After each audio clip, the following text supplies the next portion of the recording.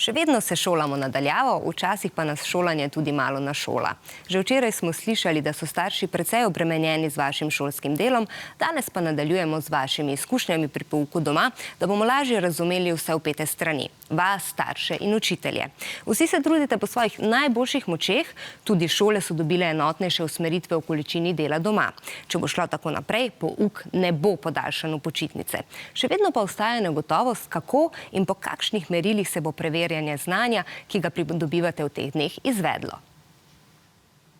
Meni je šolanje od doma všeč, zato ker imam tudi več miru kot v razredu. Edino, kar mi pa ni ravno všeč, je to, da ti učitelj ne more pomagati, če česa ne razumeš.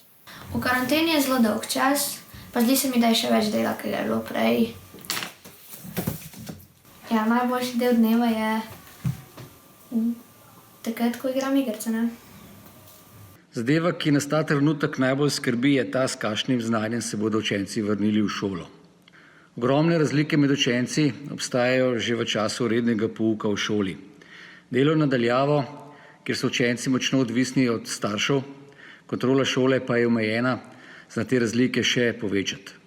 Skrbi me, kako bojo učitelji zaključevali ocene, zato ker ne vem, ali sem dovolj naredila, čeprav delamo vse po šolskem načrtu. Trenutno so učni cilji enaki, kot če bi pouk potekal na šoli.